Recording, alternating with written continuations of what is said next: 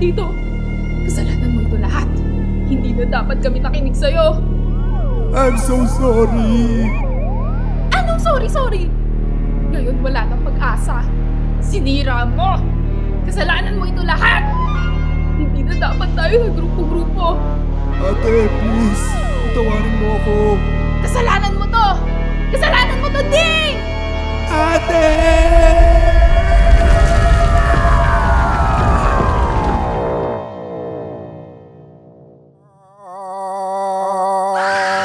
Special report ukol sa muling paghasik ng lagim ng halimaw na si Zuma. Nasaan ang mga bayani natin? Tama, kailangan natin sila. Ang mga bayani, kailangan nilang lahat na magsanib puwersa bago pa maghuli ang lahat.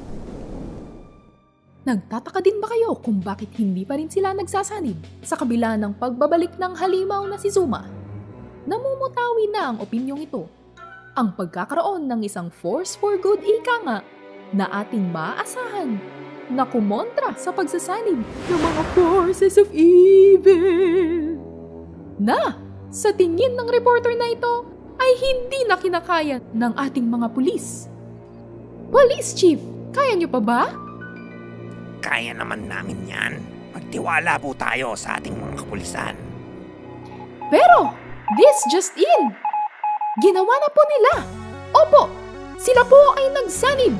They have finally joined together into a force to fight for truth, justice, and peace for all of the Philippines. The Super Alliance of National Invincible Beings. This is the SANIB Force. Nandito na ang Sanib Force. Susubo na ang Sanib Force. Lalaban na ang Sanib Force. Kumpleto na sila. Super Alliance Sanib Force.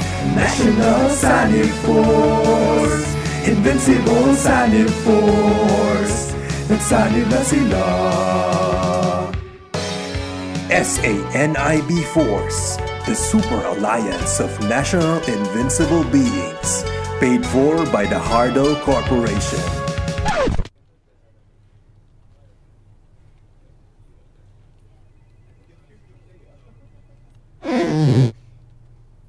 Ngek, Sanib Force, Baduy. Siyempre po, ito ay name study pa lang. And rest assured that we will conduct a focus group discussion. Ako, may tanong ako. Sino sila? Akala ko mga national tayo. Hindi ko naman sila kilala. Ikaw nga yung pinaka hindi namin kilala dito eh. Hey! Ako nga pala si Lastic Man.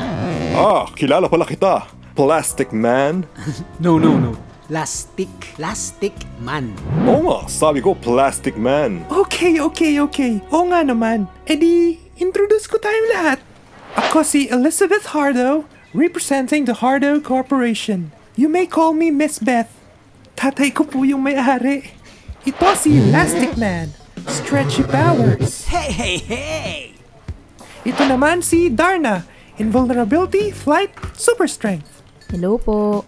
Right next is Captain Marble, Invulnerability, Flight, Super Strength. Pareho pala sila. At si Flash Bomba, anong nga po uli powers mo, sir? Namamagang kamao. Narinig ko na yan. Wait, mabalik nga tayo sa agenda ninyo. Pinag-antay nyo kami dito. Sarap ng food, by the way. Of course! Madami pang isa-serve, ha? Para lang sabihan kami na mag-team up. Ginawa na namin yan dati eh.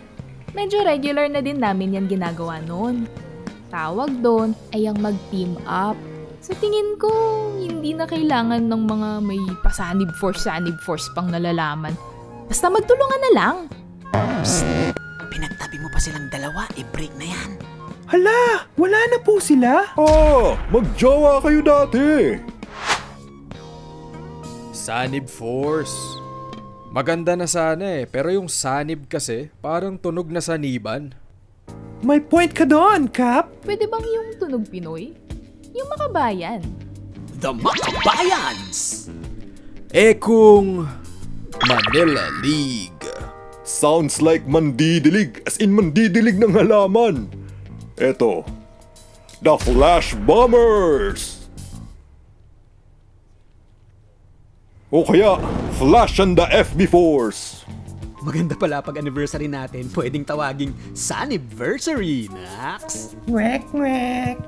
Eh kung... The Bomba Squad. Okay lang naman ano? Ako naman ang obvious na magiging leader dito eh. Lahat kayo may leadership qualities. Ding? Hello everyone, I am Professor Ricardo Del Rosario, archaeologist. Pero yes, you may call me Ding. Sorry for being late, pero kasi hindi ko basta-basta isasawalang bahala na lang ang seguridad ng mahiwagang punyal na ito.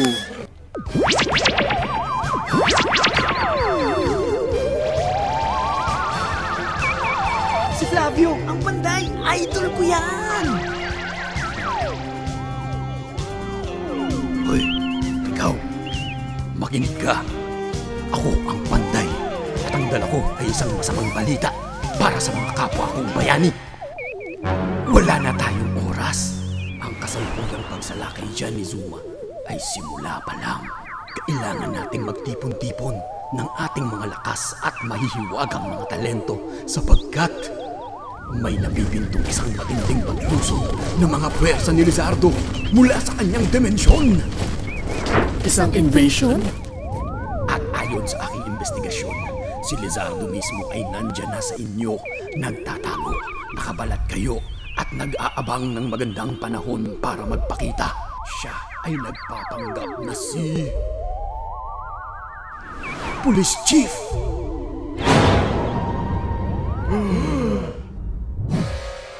Asahan natin ang mga susunod ko pang mga mensahe. Hindi pa tapos ang laban. Dapat, yan yung pinalabas nyo kanina. Mas nakumbinsin nyo sana kami. Apologies, Kapitan, pero hindi ito basta-bastang team up lang. Una, kailangan natin ng kumpanya na mag-i-sponsor sa atin, kaya nandito si Miss Hardo.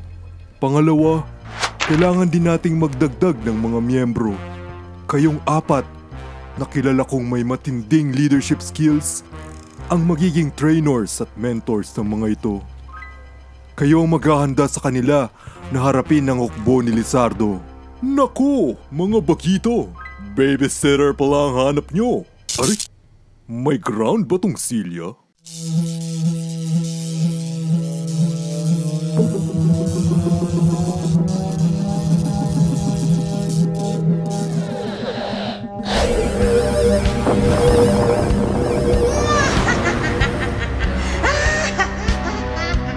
The first phase of our master plan is underway. Soon, we can now gather the Xer's energies as they convene in one place. All we need is to gather them all and make them more emotional so they can emit their energies onto the energy absorber. They will unknowingly give their powers to us. And with these gathered powers, we will crush them. Also, we can gather their excrements, like their saliva and stool and pubic hairs, and we can extract power from these. Kadiri! I love it! At saka may nagtatagalog ba dito? Manonosebleed ako sa inyo eh. Siyempre English pag may meeting. Para formal tayo. Tsaka dinadocument ko ito. Baka pwedeng magamit. Hi! Anyway, that is all. We shall wait for them to eventually gather the numbers. As the old saying goes, the more, the merrier.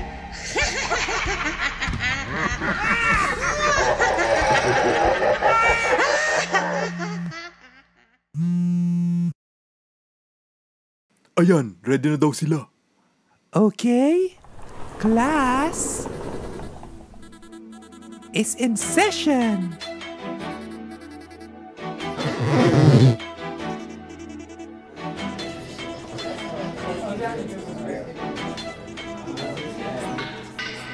Oh no!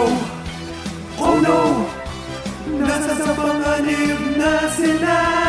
Oh no! Oh no! The forces of evil's gonna get them! Delikado ang lagay.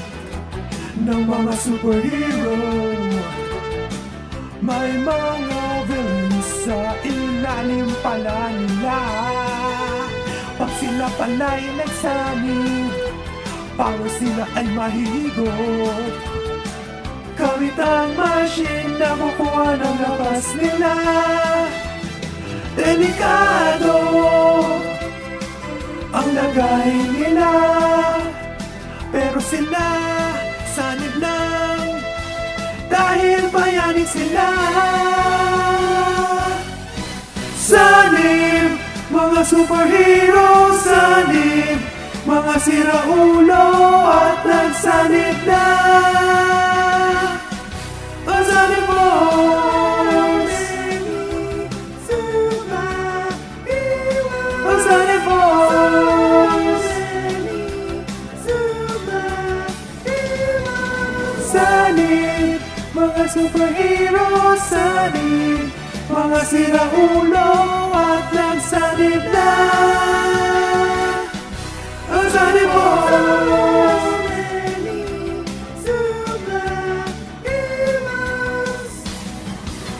Sanib Force.